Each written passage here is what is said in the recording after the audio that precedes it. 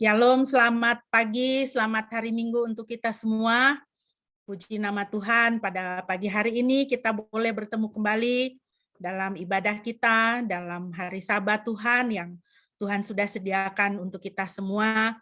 Puji Tuhan, kita semua sehat, semua dalam keadaan sukacita tentunya, di dalam pemeliharaan Tuhan. Mari kita bersama-sama, kita mau memasuki ibadah kita pada pagi hari ini. Kita mau meninggikan Tuhan, kita mau memuliakan Tuhan. Tentunya pujian kita didasari dengan satu pengakuan bahwa Tuhan adalah matahari kehidupan kita. Ya, matahari itu memancarkan kehidupan, ya. Mendung selalu dikaitkan dengan kesusahan. Seperti kurang ada kehidupan, soalnya kalau sudah hujan semuanya mendekam di dalam rumah ya. Tapi kalau matahari bersinar terang, kita semua beraktivitas, kita merasa hidup ya. Ya, puji nama Tuhan. Mari kita menaikkan pujian ini bersama-sama, pengakuan kita bahwa Tuhan adalah matahari surya kehidupan kita. Tuhan penting sekali untuk kehidupan kita. Kaulah ya Tuhan, surya hidupku, asal Kau ada, yang lain tak perlu. Kita nyanyikan ayat 1 dan ayat yang berikut.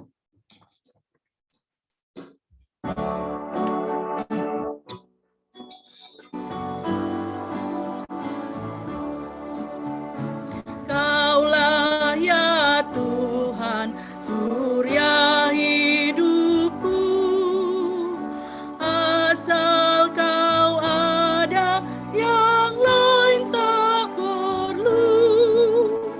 Siang dan malam Engkau ku kenang, di hadiratku jiwaku tenang.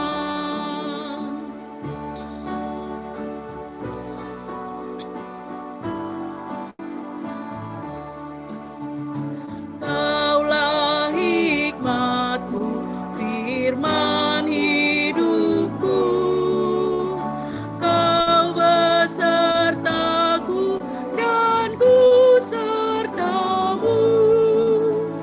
Engkau Bapa-Ku, aku anakku.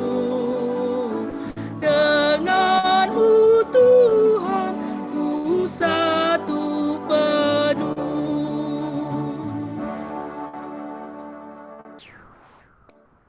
Mari kita mentabiskan ibadah kita pada pagi hari ini. Ibadah kita pada pagi hari ini hanya boleh jadi di dalam nama Tuhan Tritunggal yang Kudus, Bapa, Putra, dan Roh Kudus. Kasih karunia-Nya menyertai kita sekalian. Haleluya.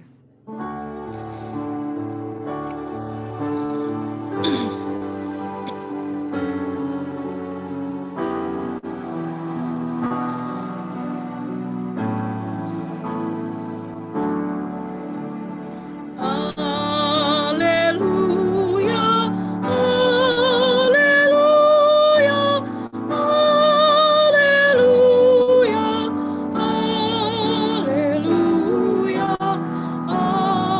haleluya, amin, amin,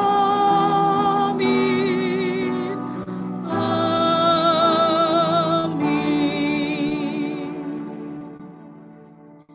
Firman Tuhan yang melandasi ibadah kita pada pagi hari ini terambil dari Ratapan pasal 3 ayat 22 sampai dengan ayat 24. Demikianlah firman Tuhan. Sebab kebaikan Yahweh tak pernah berhenti, karena rahmat-Nya tidak berkesudahan. Selalu baru setiap pagi. Besar kesetiaan-Mu. Yahweh adalah bagianku, jiwaku berkata. Oleh karena itu, aku akan berharap kepadanya. Puji nama Tuhan. Bapak Ibu, firman Tuhan ini mengingatkan kepada kita bahwa kebaikan Tuhan tidak pernah berhenti. Rahmat-Nya tidak berkesudahan. Bahkan selalu baru setiap pagi. Mengapa bisa demikian? Satu kuncinya adalah karena kesetiaan Tuhan. Besar kesetiaanmu. Besar kesetiaan Tuhan. Tuhan kita adalah Tuhan yang setia di dalam memelihara kehidupan kita. Tuhan kita adalah Tuhan yang setia, menepati setiap perkataan dan janji-janjinya untuk kita semua. Oleh karena itu, sungguh kita dapat mengandalkan Tuhan, dapat senantiasa berharap kepada Tuhan di dalam seluruh kehidupan kita. Mari kita terus memuji Tuhan yang setia, Tuhan yang selalu mengasihi kita, dan Tuhan yang selalu memelihara kita. Kembali kita naikkan pujian dari Kidung Kesan 552, kita naikkan ayat yang ketiga dan ayat yang keempat. Kaulah bagiku tempat berteduh, kaulah perisai dan benteng teguh.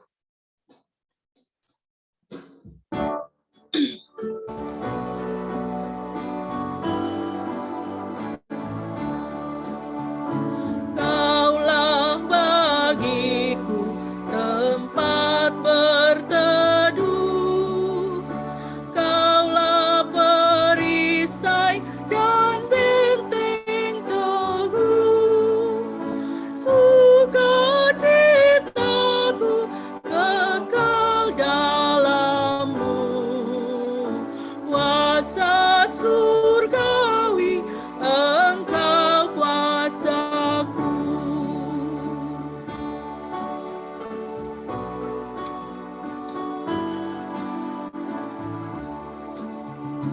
Tak ku hiraukan ujian fana, hanya Engkaulah pusaka baka. Raja di surga Engkau bagiku, harta abadi bahagia penuh. Raja di surga, Raja di surga Engkau bagiku, harta abadi bahagia penuh.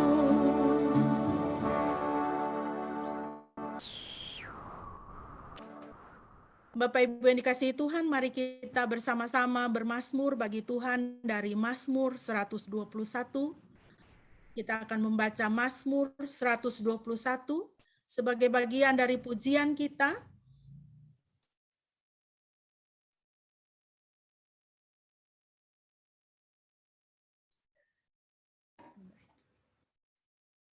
Mohon kesediaan Saudari Eli bisa membacakan untuk kita Mazmur 121. Terima kasih. Mazmur 121 pasal 1 sampai 8. Nyanyian ziarah, aku melayangkan mataku ke gunung-gunung, dari manakah datang pertolonganku?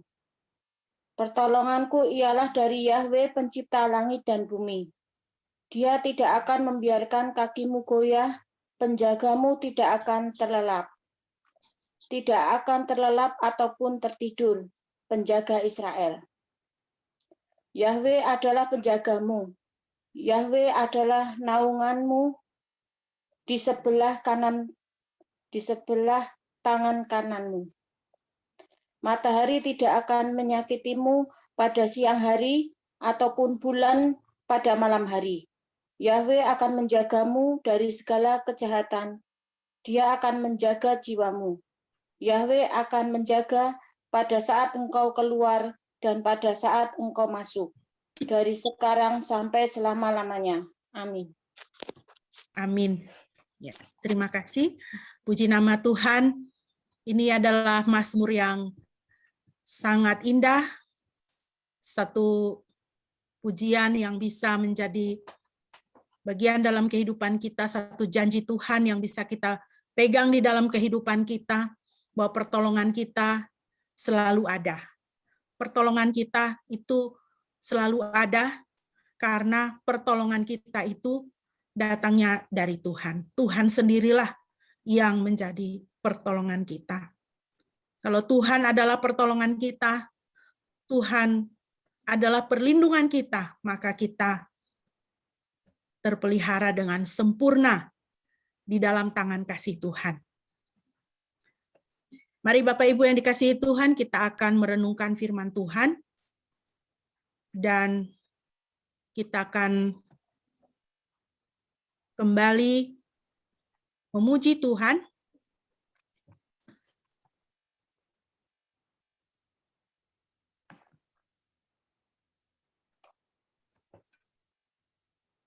Dari Kidung Keesayan 684 ayat 1 dan ayat yang berikut, biarlah ini menjadi doa kita dan pernyataan kita di hadapan Tuhan, bahwa setiap jam kita memerlukan Tuhan, pertolongan dan perlindungan kita.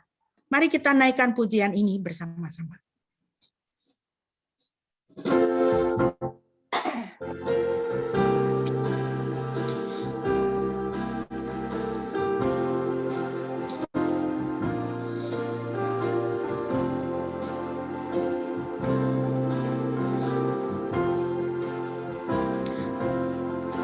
Ya Tuhan, tiap jam ku memerlukan-Mu. Engkaulah yang memberi sejahtera penuh. Setiap jam ya Tuhan, Dikau ku perlukan. Ku datang juru selamat, berkatilah.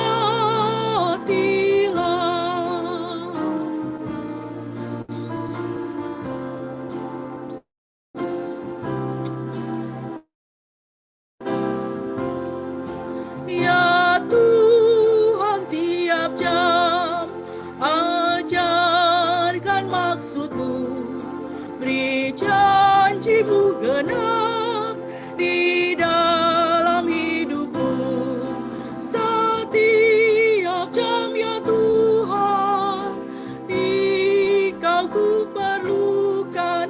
Ku datang juru selamat, berkatilah. Setiap jam ya Tuhan, Dikau ku perlukan. Ku datang juru selamat, berkatilah.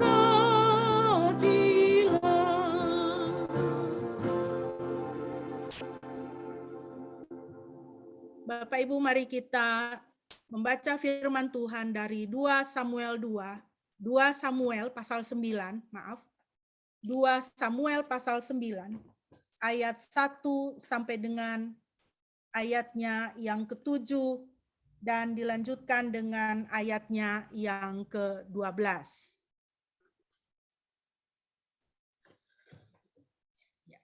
2 Samuel pasal 9 ayat 1 sampai dengan ayat yang ke-7, kemudian kita lanjutkan dengan ayat yang ke-12.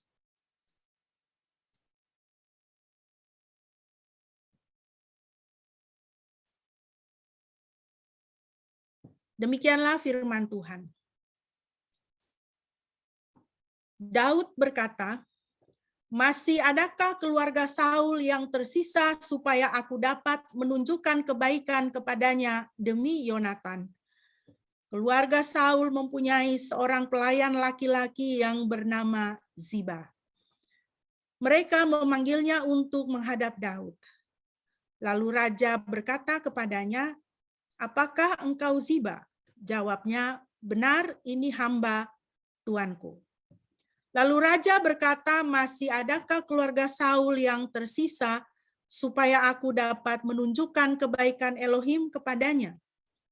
Dan Ziba berkata kepada raja, "Masih ada seorang anak laki-laki Yonatan yang lumpuh kedua kakinya." Raja bertanya kepadanya, "Di manakah ia?" Jawab Ziba kepada raja, "Ia ada di rumah Makir anak Amiel di Lodebar."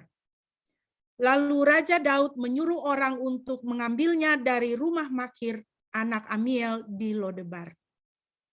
Ketika Mefiboset, anak Yonatan, anak Saul datang kepada Daud, ia bersujud di hadapannya dan menyembah.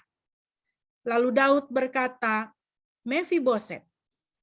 Lalu ia menjawab, inilah hambamu. Ayat yang ke-7. Daud berkata kepadanya, janganlah takut karena sesungguhnya aku akan menunjukkan kebaikan kepadamu karena ayahmu Yonatan. Sebab aku akan mengembalikan kepadamu semua tanah kakekmu Saul. Lalu engkau dapat makan hidangan di mejaku terus menerus. Ayat yang ke-12. Ya, ayat 12. Mefiboset mempunyai seorang anak laki-laki yang masih kecil bernama Mika. Semua orang yang tinggal di rumah Ziba menjadi hamba bagi Mefiboset.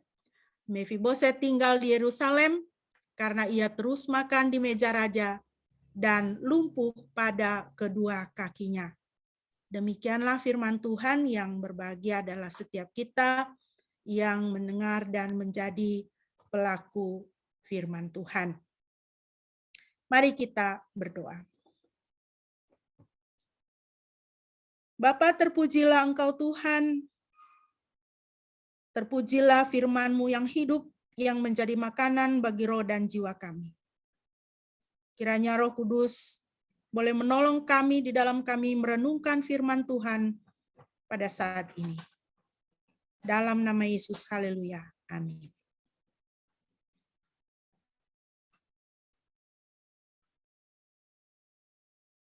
Bapak Ibu yang dikasihi Tuhan,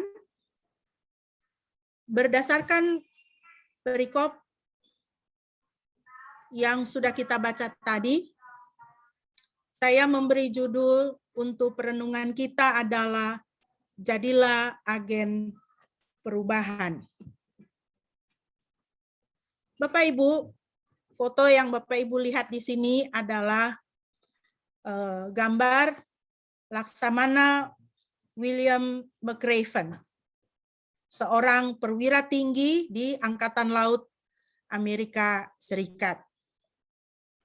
Beliau adalah perwira tinggi yang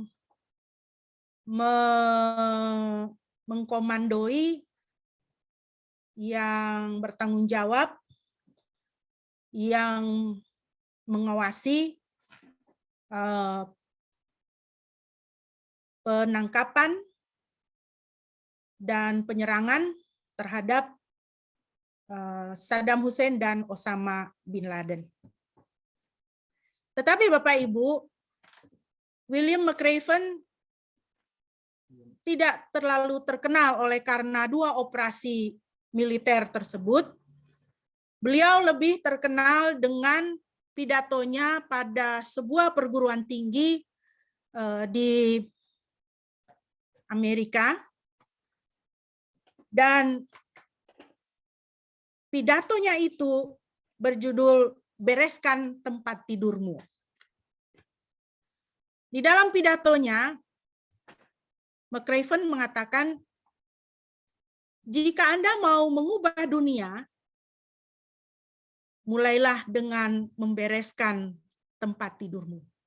Ketika engkau bangun pagi, hal pertama yang harus kau lakukan sebelum melakukan hal-hal yang lain, sebelum menjalankan cita-cita tinggi untuk mengubah dunia, mengubah lingkungan, mengubah orang, ya. Hal yang pertama yang harus dilakukan adalah bereskan tempat tidurmu. Kenapa? Karena jika di pada hari itu, ketika Anda menjalani hari yang buruk, lalu Anda pulang ke rumah untuk beristirahat, Anda akan pulang mendapati tempat tidur yang sudah rapi. Tempat tidur yang Anda rapikan sendiri. Dan itu akan menjadi satu hal yang bisa mendatangkan kelegaan kepada Anda. A made bed gives you encouragement that tomorrow will be better.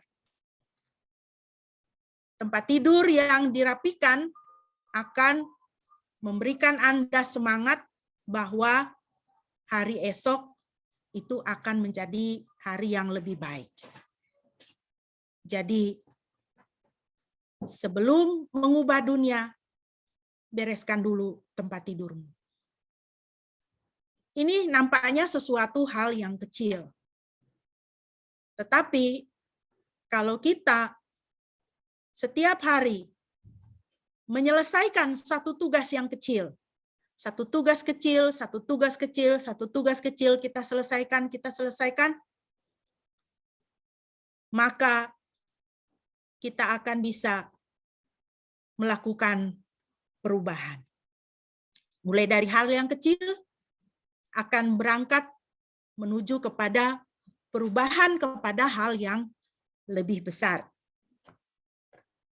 Bapak Ibu, berbicara tentang melakukan perubahan, di dalam perikop yang kita baca tadi di 2 Samuel pasal 9, kita membaca kisah bagaimana Daud merubah hidup Mefiboset. Siapakah Mefiboset ini? Mefiboset adalah anak Yonatan, berarti dia adalah cucu dari Raja Saul. Setelah Raja Saul dan Yonatan wafat dan Daud menjadi raja, maka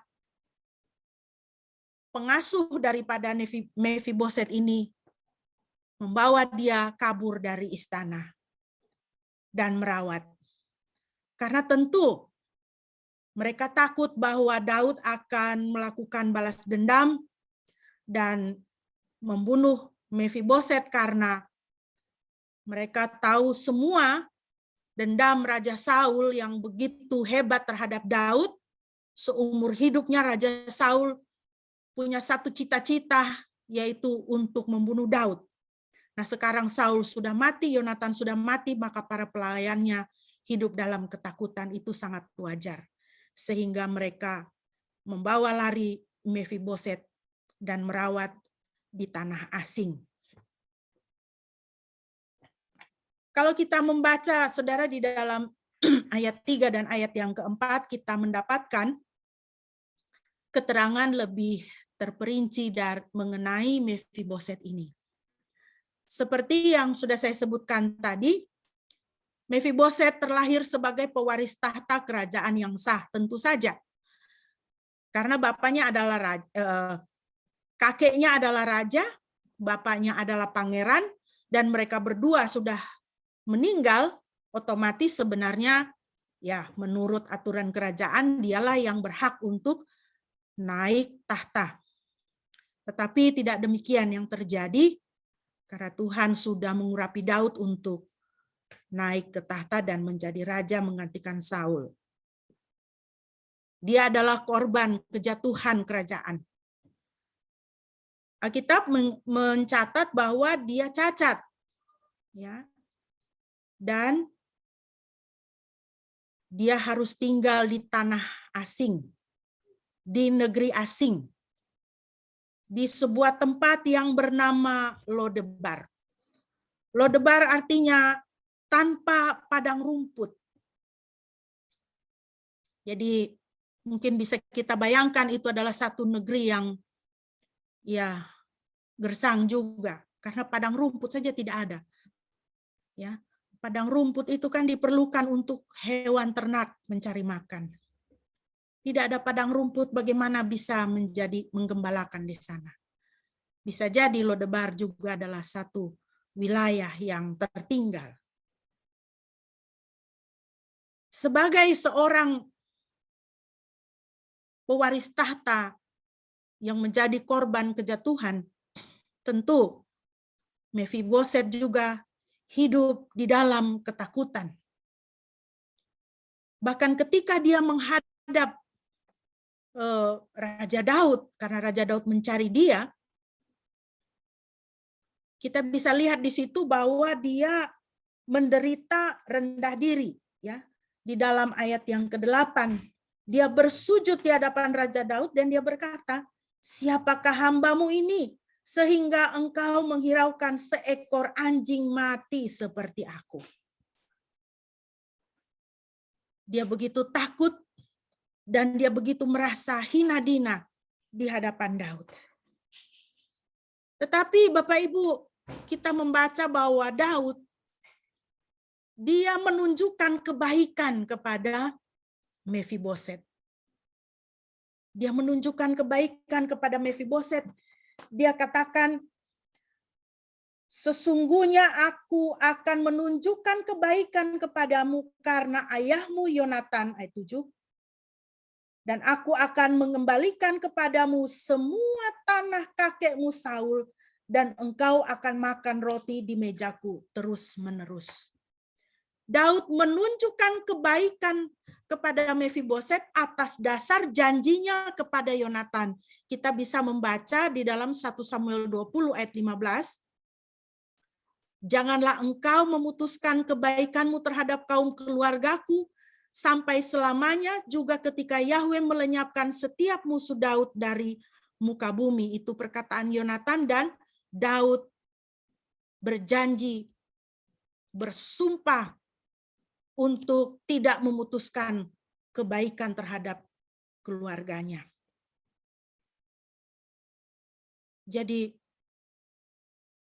Daud, walaupun dia sebagai seorang raja, ya, dia tidak semena-mena, tetapi dia mengingat akan janjinya, sumpahnya kepada Yonatan sahabatnya, dan dia menunjukkan kebaikan kepada anak Yonatan, yaitu Mefiboset. Dia tidak memutuskan kebaikan, dia menjaga, dia memelihara. Daud bukan hanya membantu, tetapi dia juga memulihkan. Dia memulihkan. Di dalam ayat yang ke-7 yang kita baca tadi, "Aku akan mengembalikan kepadamu semua tanah kakekmu Saul, dan engkau akan makan roti di mejaku terus-menerus." Kalau dia cuma sekedar menunjukkan kebaikan, ya, membantu, bisa saja dia cuma bilang begini kan, "Masih adakah keluarganya Saul, ya, keturunannya begitu, ya, karena saya sudah janji untuk tetap berbuat baik pada keturunannya karena saya sudah janji kepada Yonatan," dan sebagainya. Lalu pembantu-pembantunya bilang, "Oh iya, ada namanya Mefiboset." Daud bisa aja bilang, "Ya, pokoknya sekarang tiap bulan kirimlah ini ya, kirimlah uang sama dia, kirimlah sembako sama dia tiap bulan." Nah, begitu, ya. Tidak perlu Daud mengundang dia ke istana. Tidak perlu Daud mempersilahkan dia untuk makan semeja. Tidak perlu. Ya. Secara manusia, kalau dia cuma kirim bantuan uang dan sebagainya, ya sudah, dia sudah menggenapi janjinya. Tetapi Daud melakukan sesuatu yang lebih. Dia memulihkan. Dia suruh orang cari, dia suruh panggil, bawa ke istana, dia kembalikan semua tanah milik Raja Saul, dan dia sediakan kursi di meja makannya khusus untuk Mefiboset. Artinya, saudara, Mefiboset ini kehidupannya kemudian menjadi berubah, ya, berubah luar biasa. Dia tadi yang merasa dirinya seperti anjing hina, anjing mati, hidup di tanah asing dalam ketakutan, tetapi sekarang dia pun menjadi salah seorang pangeran di istana Raja Daud. Kalau seandainya Raja Daud itu dia bikin foto keluarga, bukan cuma Daud dan istri-istri dan anak-anaknya di situ, tapi di dalam foto keluarga itu, di situ juga ada Mefiboset. Daud tidak hanya membantu, tetapi dia memulihkan keadaan, kehidupan, dan status dari Mefiboset. Kita bisa melihat, saudara, bahwa Daud menepati janjinya dan bahkan lebih. Tuhan adalah teladan kesetiaan pada janji. Saya yakin Daud berkaca kepada Tuhan. Sebagai manusia, kita cenderung hanya berbuat apa yang dituntut daripada kita, tetapi tidak berbuat lebih. Karena kita merasa, ya kalau saya sudah melakukan tanggung jawab saya, sudah begitu. Tetapi kalau kita membaca, kita belajar tentang karakter Tuhan, Tuhan itu dia menepati janjinya dan dia berbuat lebih. Tuhan itu teladan kesetiaan pada janji.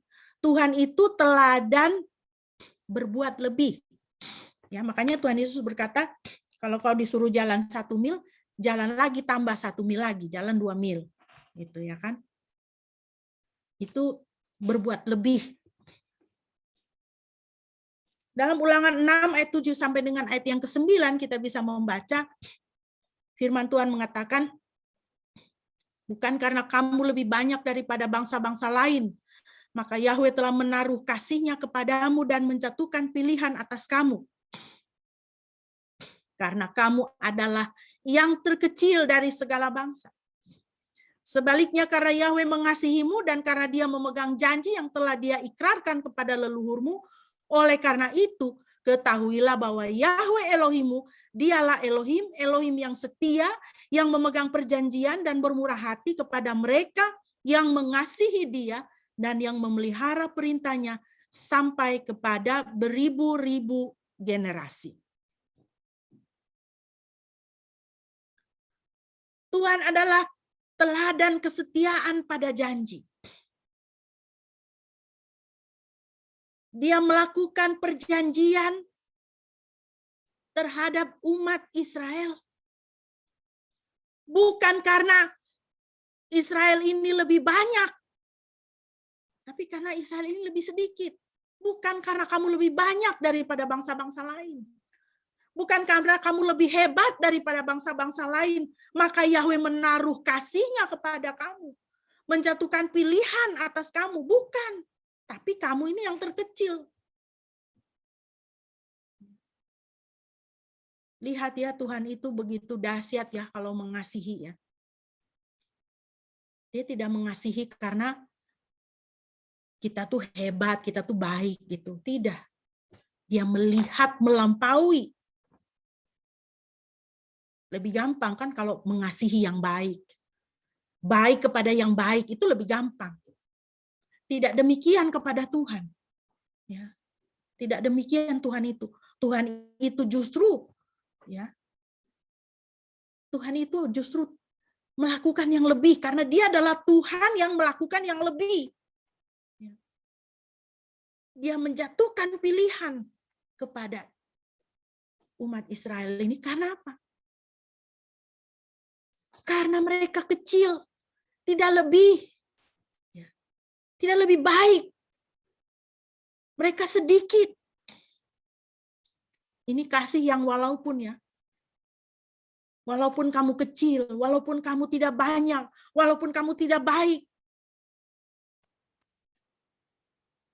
aku mengasihimu, itu kasih yang walaupun. Walau tidak ada nilai bagus yang bisa kau berikan kepada aku mengasihimu. Itu kasih yang walaupun, itu adalah kasih yang sejati. Mengapa Tuhan melakukan itu? Karena Yahweh mengasihimu dan karena Dia memegang janji yang telah Dia ikrarkan kepada leluhurmu. Tuhan mengasihi secara kasih yang walaupun Tuhan mengasihi atau Tuhan bertindak melebihi daripada yang seharusnya. Karena apa? Karena Dia adalah Tuhan yang memegang janji. Dia adalah Elohim yang setia. Dia memegang perjanjian dan bermurah hati. Kenapa Dia mengasihi? Ya karena Dia mengasihi. Karena Dia adalah Tuhan yang kasih. Tuhan adalah kasih. Dia tidak bisa tidak mengasihi. Itulah Tuhan kita. Begitu indahnya Tuhan itu. Nah, Bapak Ibu, di dalam bahasa Ibrani kata perjanjian atau ikatan perjanjian itu dipakai kata berit. Ya. Berit itu artinya bukan sekedar janji. Berit itu artinya kesepakatan serius yang memiliki kekuatan mengikat. Kita bisa memahami konsep berit ini di dalam Kejadian 15 ayat 17 sampai 18. Dan terjadilah matahari telah terbenam dan hari telah menjadi gelap dan tampaklah sebuah perapian yang berasap dan sebuah sulu yang berapi melintas di antara potongan-potongan daging itu. Pada hari itulah Yahweh telah membuat sebuah perjanjian dengan Abram dengan berfirman, aku telah memberikan negeri ini kepada keturunanmu dan seterusnya. Kita lihat di situ, pada hari itulah Yahweh telah membuat sebuah perjanjian dengan Abram, sebuah berit dengan Abram. Ya. Satu perjanjian yang mengikat, kesepakatan yang serius. Ya. Nah, Bapak Ibu, pada masa itu ketika orang melakukan satu perjanjian, mereka akan kedua pihak ini, ya, mereka akan memotong hewan. Jadi hewan itu dibelah dua. Ya, hewan itu dibelah dua. Kemudian pihak yang mengadakan perjanjian itu dia akan berjalan melangkahi hewan yang sudah dipotong dibelah dua itu. Dengan pengertian, saya sudah berjanji kepadamu, kalau saya mengingkari perjanjian saya dengan kamu, maka akan terjadilah kepada saya seperti hewan ini. Saya akan dibelah dua seperti hewan ini. Begitu. Itulah yang Tuhan lakukan. Ya. Tuhan memerintahkan Abraham untuk menyiapkan hewan, memotong, ya. Lalu Tuhan berjalan melintasi potongan daging itu. Tampaklah sebuah perapian yang berasap dan sebuah suluh yang berapi melintas di antara potongan-potongan daging itu. Disitulah Tuhan membuat satu berit kepada Abram. Aku telah memberikan negeri ini kepada keturunan. Jadi saudara, kalau kita berbicara janji Tuhan, ya, janji Tuhan, kesetiaan Tuhan itu serius. Sungguh-sungguh Dia itu. Jadi jangan pernah kita meragukan janji Tuhan. Jangan pernah kita meragukan keseriusan Tuhan. Tuhan kalau sudah bilang, aku mau memberkati engkau, Dia akan sungguh-sungguh memberkati. Karena itu adalah janji yang Dia buat. Ya. Itu adalah janji yang Dia buat. Dan sampai dengan saat ini, bahkan sampai kekekalan nanti, ya, janji Tuhan itu tidak akan berubah, tidak akan tergoyahkan. Karena Tuhan melakukan berit kepada Abraham, melakukan berit kepada kita yang percaya kepadanya. Bapak, Ibu, dan Saudara yang dikasihi Tuhan, perjanjian, ya, Tuhan itu kalau bikin perjanjian, di dalam ikatan perjanjian Dia menunjukkan anugerah dan pemulihan. Ya. Sekarang kita lihat saja misalnya Tuhan sama Abram, ini kan dua oknum yang timpang sekali gitu kan, Tuhan dengan manusia. Tuhan dengan Abram. Siapakah Abram sebagai manusia yang Tuhan ini sebagai Tuhan ini dia bisa bisa memandang gitu ya kan. Kita kan kalau bikin janji kan lebih enak bikin janji sama orang yang setara gitu ya kan. Setara, kita sama-sama begitu. Supaya sama-sama bisa bisa menepati janji. Supaya saya bisa yakin bahwa kalau saya bikin janji, kau juga akan menghormati saya begitu ya. Jadi tidak bisa cuma ingkar satu ya. Jadi mesti dua-dua begitu. Tapi dalam ikatan perjanjian yang Tuhan lakukan kepada manusia, ya, Tuhan itu dia tidak pusing. Dia tidak pusing kau itu setara dengan dia atau tidak. Dia pasti dia tahu Abraham ini kayak seperti apa orangnya, ya. Pasti di kemudian hari dia akan mengecewakan, ya kan? Dan kalau kita lihat perjalanan Abraham juga kan seperti itu. Tuhan sudah janji kasih dia keturunan, tapi dia bikin cari cara sendiri juga. Dia sama Sarah cari cara sendiri juga. Maka terjadilah Hagar dan melahirkan Ismail. Ya kan? Tapi dari pihak Tuhan, Tuhan tetap setia. Walaupun tidak setia kamu, manusia, aku tetap setia. Tuhan bikin janji sama Israel. Siapakah Israel ini? Kita lihat kan Israel berulang kali melukai hati Tuhan, tetapi Tuhan tetap setia. Memegang janji. Dan di dalam dia memberikan janjinya, ya, itu berarti apa? Dia memberikan anugerah. Dan kita lihat dia memberikan pemulihan. Ya. Satu contoh lain yang bisa kita lihat selain daripada anugerah dan pemulihan, ya, yang bisa kita lihat dari Daud terhadap Mefiboset, kita bisa lihat juga di dalam kehidupan seorang nabi yang bernama Hosea. Hosea ini nabi yang unik. Karena dari semua nabi, cuma dia yang Tuhan perintahkan untuk menikahi seorang pelacur. Hosea pasal 3. Bapak Ibu bisa baca keseluruhan pasal, itu sebenarnya tidak terlalu panjang juga, tapi mari kita lihat ayat 1 dan ayat 2. Berfirmanlah Yahweh kepadaku, pergilah, kasihilah lagi wanita yang dicintai oleh banyak teman dan yang gemar bersundal, seperti kasih Yahweh terhadap Bani Israel, meski mereka berpaling kepada ilah-ilah lain dan menyukai kue kismis dari anggur. Maka aku membeli dia bagiku dengan 15 keping perak dan 1,5 homer jelai. Hosea ini nabi Tuhan. Tuhan perintahkan apa sama dia? Pergilah.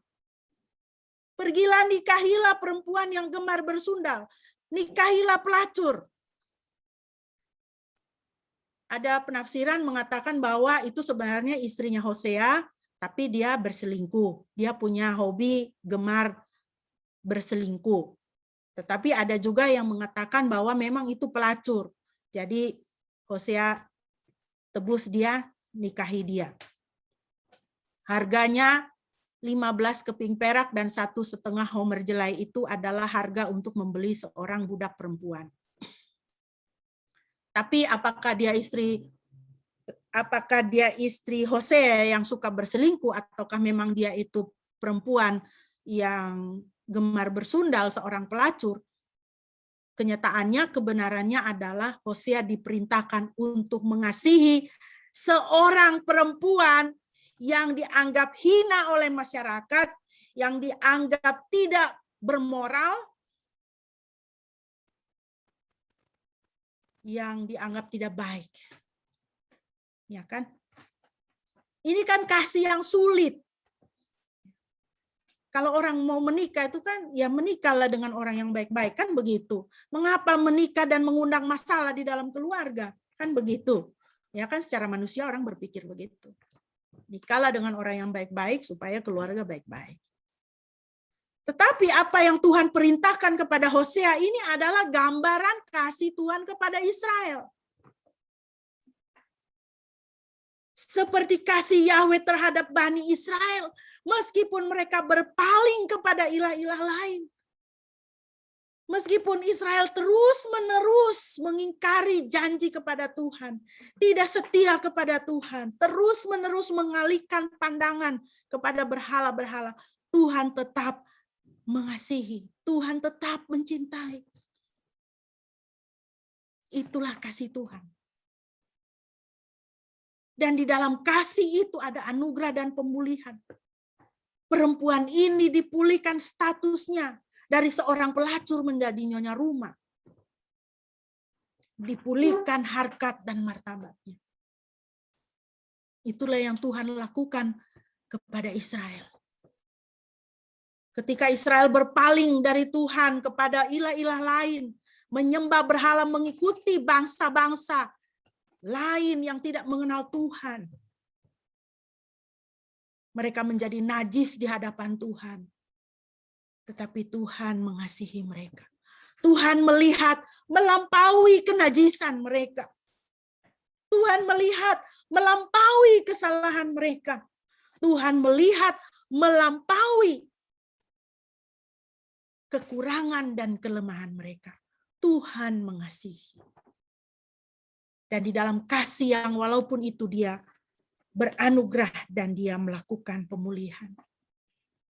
Bapak Ibu yang dikasihi Tuhan, kita semua ini sama dengan Mefiboset dan istri Hosea. Roma 3 ayat 10 dan 11 mengatakan sebagaimana yang telah tertulis, tidak ada yang benar bahkan seorang pun tidak ada seorang pun yang memahami, tidak ada seorang pun yang mencari Elohim, semua orang telah menyimpang, mereka semua menjadi tidak berguna, tidak ada yang berbuat baik, bahkan seorang pun tidak. Itulah keadaan manusia yang hidup di dalam dosa, terputus hubungan dengan Tuhan, tidak mau cari Tuhan. Dan keadaan manusia semakin parah di akhir zaman. 2 Timotius 3 ayat 2-5. Manusia akan menjadi pecinta diri sendiri, pencinta uang, pembual, takabur, penghujat, tidak patuh kepada orang tua, tidak tahu bersyukur, tidak kudus, tiada kasih sayang, tidak mau berdamai, penuduh, tiada kendali diri, ganas, benci akan kebaikan, pengkhianat, ceroboh, pongah, cinta akan kesenangan lebih daripada cinta akan Elohim, mengenakan suatu bentuk kesalehan tetapi telah memungkiri kuasanya. Ngeri saudara. Yesaya 53 ayat 6. Kita semua sesat seperti domba. Masing-masing kita mengambil jalannya sendiri. Menjauh dari Tuhan, tetapi Tuhan mengambil inisiatif untuk menimpakan semua kesalahan, kejahatan, dosa kita kepada domba pilihannya, domba kudus, Yesus Kristus. Bapak Ibu, beberapa waktu yang lalu kita mungkin Bapak Ibu pernah membaca tentang seekor domba yang diberi nama Barak, ya. Domba Barak ini domba Australia, domba merino. Ya, kalau Bapak Ibu mau lebih tahu soal domba dan kambing nanti bisa konsultasi dengan Pak Pendeta juga ya. Domba merino. Nah, seekor domba merino ditemukan dalam kondisi seperti gambar di bawah ini ya. Dia diliputi dengan bulunya yang begitu tebal dan kusut. Jadi ini rupanya domba sesat ini. Mengembara ke sana kemari, nggak tahu ini. Nah, rupanya domba merino ini, yang namanya Barak ini, diperkirakan ini dia milik seseorang yang punya peternakan domba. Tapi dia kabur dari peternakan itu, ya. Dia kabur, dia ke sana kemari selama beberapa lama waktunya sampai bulunya itu seperti itu, jadi gimbal gitu ya. Dan ketika si Barak ini bulunya dicukur, ya kita bisa lihat di gambar yang di sebelah itu, bulunya itu beratnya 35 kilogram. Domba merino itu selalu menumbuhkan bulu. Jadi dia itu harus dicukur. Dia itu harus dekat dengan gembalanya. Dia harus dekat dengan pemiliknya supaya dia itu dipelihara. Nah, kalau dia berjalan sendirian, kabur dari pemiliknya, itu bulunya itu jadinya seperti gambar yang di sebelah kiri ini ya. Tumbuh terus, memberati badannya, dan itu akan menjadi sarang penyakit, sarang parasit untuk dia. Ya. Karena keberatan bulu, akhirnya dia tidak bisa berjalan dan banyak parasit menempel di situ, kotoran ya, debu dan segala macam, tanah dan segala macam, ya. Dia bisa mati karena dia keberatan bulu, dan dia juga bisa mati karena parasit yang menempel di bulunya. Tetapi ketika dia sudah ditemukan, bulunya dicukur, dia dirawat, dia menjadi domba yang sehat lagi, yang bersih. Lihat saudara ya, domba itu kalau dia jauh dari gembalanya, dia pasti akan mati pada akhirnya. Begitu juga dengan kita. Seperti domba yang sesat, manusia ini kan maunya mau sendiri aja tuh. Maunya ya melepaskan diri dari Tuhan, Gembala Agung. Mari kita cek hidup kita, Bapak Ibu. Kalau banyak sekali hal-hal yang mendatangkan parasit dalam hidup kita. Banyak sekali hal-hal yang membebani hidup kita sehingga kita tidak bisa bergerak, kita diliputi dengan kemurungan, tidak ada sejahtera, tidak ada damai, tidak ada sukacita. Ya, bisa jadi dalam tanda petik bulu domba kita itu sudah terlalu berat. Begitu banyak parasit kotoran di situ. Kembalilah kepada Tuhan. Kembalilah kepada gembala kita. Supaya dia membersihkan kita. Dia bersihkan kita, dia rawat kita, dan kita menjadi sehat kembali, kita dipulihkan. Hanya kasih setia dan kemurahan Tuhan yang bisa memulihkan kita. Roma 5 ayat 8 sampai dengan ayat 10. Namun Elohim menunjukkan kasih-Nya sendiri kepada kita bahwa ketika kita masih berdosa, Kristus sudah mati ganti kita. Kemudian terlebih lagi sekarang sesudah dibenarkan oleh darah-Nya, kita akan diselamatkan oleh-Nya dari murka. Sebab tatkala masih menjadi musuh, kita sudah diperdamaikan dengan Elohim melalui kematian putranya. Terlebih lagi sesudah diperdamaikan, kita akan diselamatkan oleh hidupnya. Puji nama Tuhan. Oleh karena Tuhan itu setia dan beranugerah, maka kita mendapat pengampunan dosa. Kisah 10:34. Kita mendapat hidup kekal. Yohanes 3:16. Tuhan mendampingi kita dan diam di dalam kita. Yohanes 14 dan Yohanes 16. Kita mendapat pemeliharaan Tuhan. Matius 6:25-34. Kita dilindungi Tuhan. Mazmur 91:121. Kita disenjatai untuk melawan si jahat. Efesus 6:10-20 dan masih banyak lagi kalau Bapak Ibu mau membuat daftarnya. Apa yang kita dapatkan dari Gembala Agung, pemelihara dan pemulih kehidupan kita. Maka dari itu Bapak Ibu, teladanilah Tuhan, teladanilah Daud. Jadilah agen perubahan dan pemulihan. Jangan jemu mendoakan saudaramu. Semakin dia bebal, semakin dia menjengkelkan, semakin dia jahat. Jangan jemu mendoakan saudaramu. Jangan lelah mengasihi orang yang sulit. Karena Tuhan sudah menunjukkan terlebih dahulu. Dia mengasihi orang yang sulit. Dia mengasihi umat yang sulit. Dia mengasihi saudara dan saya. Jangan lelah mengasihi orang yang sulit. Jangan putus pengharapan bahwa hari esok akan lebih baik.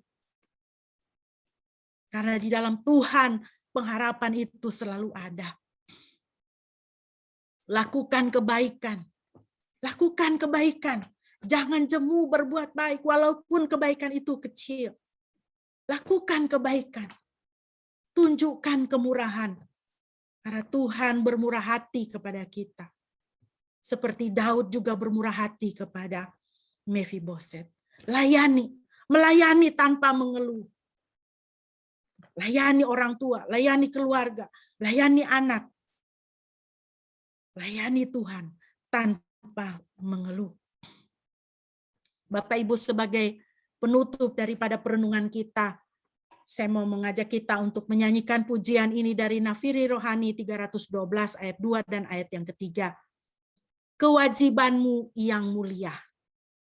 Biarlah pujian ini mengingatkan kita dan memberi semangat kepada kita untuk kita menjadi agen-agen perubahan yang Tuhan kehendaki dan yang sudah diteladankan juga oleh Daud kepada Mephiboset.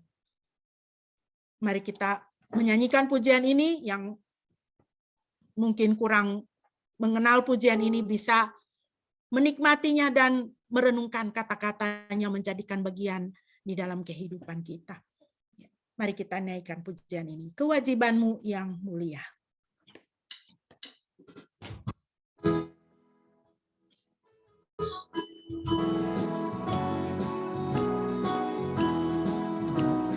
Yang telah terhilang dan sesat, baik carilah dan pimpin terus pulang. Yang tinggal jauh, hai bawalah cepat kepada penebus. Rajin-rajin bekerja dan masyurkan Tuhanmu. Baik wartakan darah Yesus penebus. Soraklah haleluya, angkat tinggi sulunya, hingga Tuhan datang dan kau dilantiknya terus.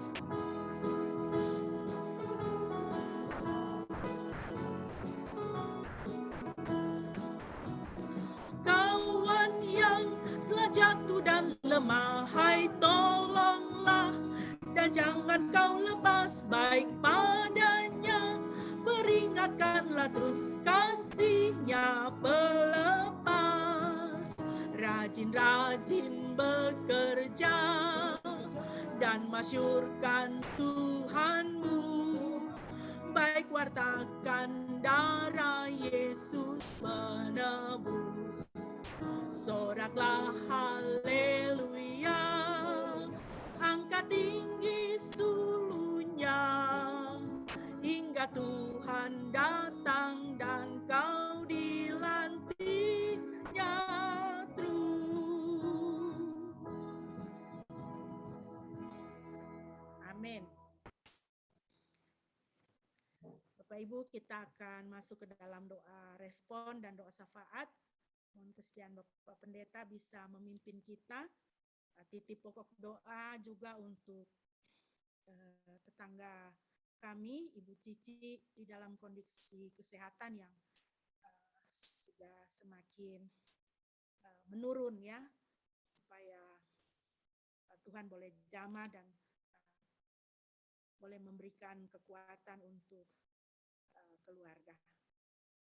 Bu Cici ini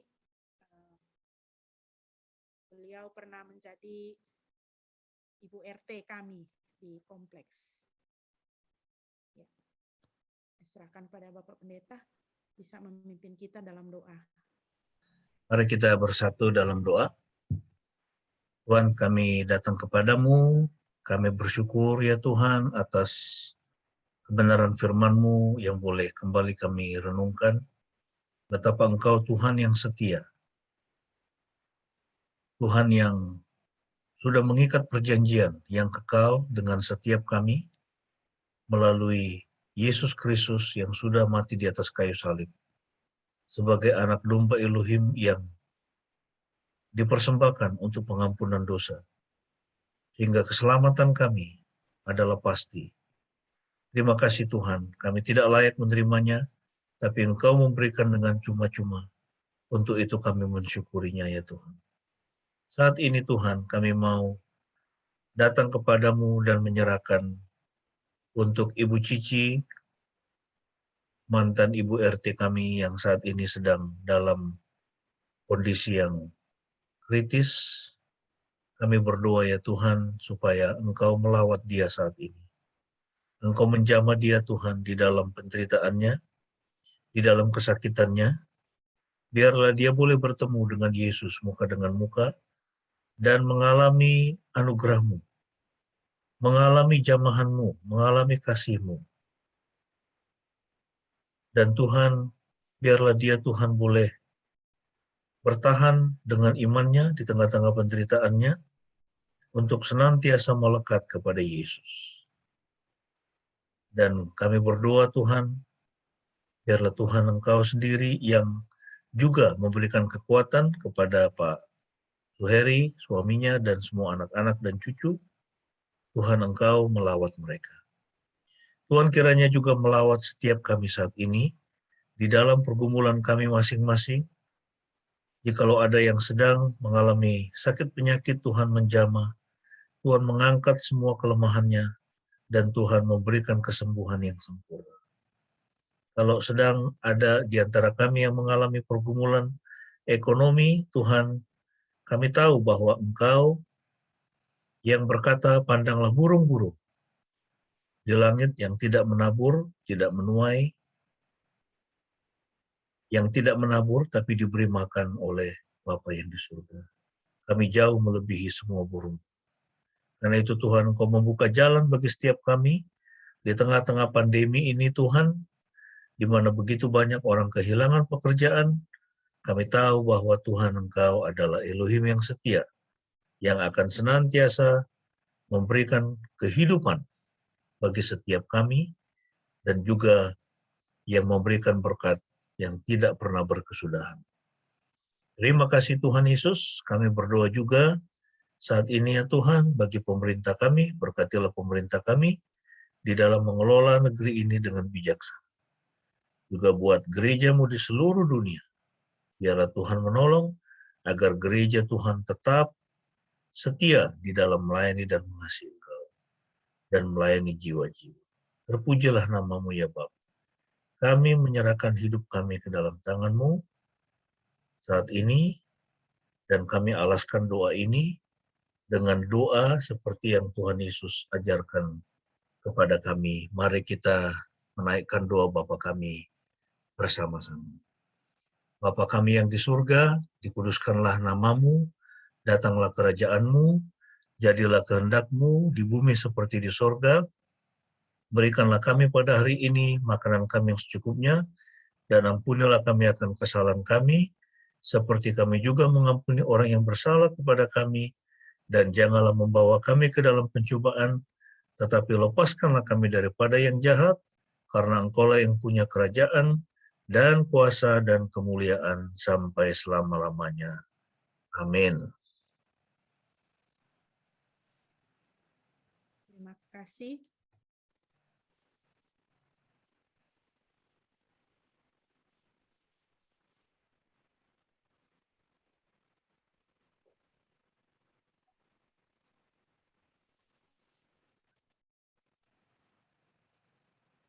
Kita akan bersama-sama menaikkan pengakuan iman kita. Pada pagi hari ini, pengakuan iman kita akan kita nyanyikan sesuai dengan Nafiri Rohani nomor 24. Mari kita menaikkan pengakuan iman kita di dalam pujian dari Nafiri Rohani nomor 24 ayat 1 sampai dengan ayat yang ke-3.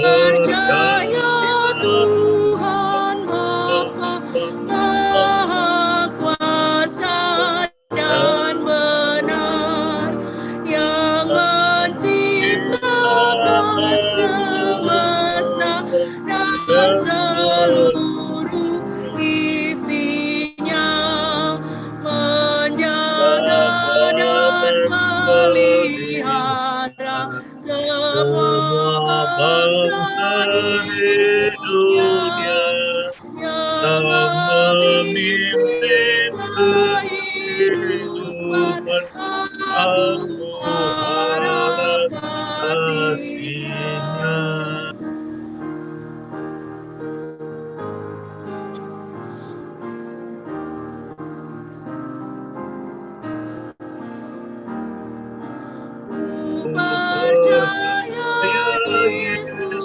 Yesus Kristus, Juru Selamat menebus aman dan kekuatanku, tidak beri keselamatan hanya oleh anugerahnya keselamatan diberi segala hukuman dosaku disalib ditanggung-Nya.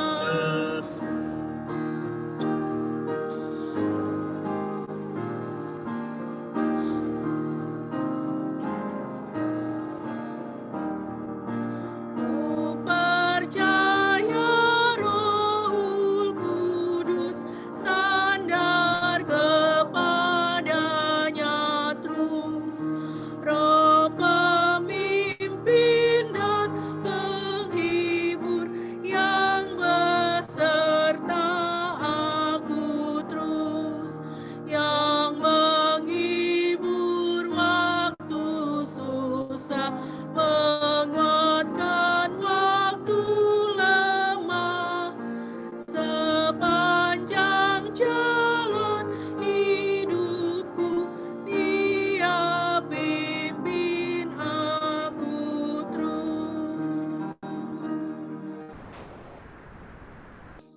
Bapak Ibu yang dikasihi Tuhan, kita akan mengakhiri ibadah kita pada pagi hari ini. Ingatlah senantiasa bahwa Tuhan adalah Tuhan yang setia, Tuhan yang beranugerah, Tuhan yang melakukan pemulihan-pemulihan. Jadilah peneladan Tuhan, setia, beranugerah, dan menjadi pemulih-pemulih di dalam kehidupan. Terimalah berkat Tuhan. Yahweh memberkati engkau dan memelihara engkau. Yahweh membuat wajahnya bersinar atasmu dan bermurah hati kepadamu. Yahweh menghadapkan wajahnya kepadamu dan memberi engkau damai sejahtera.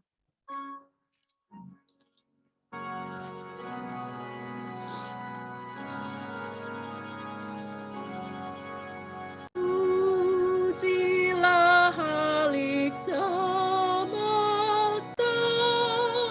sumber segala kurnia, surga dan bumi puji terus Sang Bapa, Putra, Roh Kudus.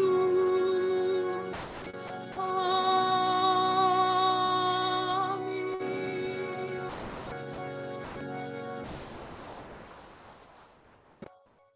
Mari kita mengambil waktu teduh sejenak.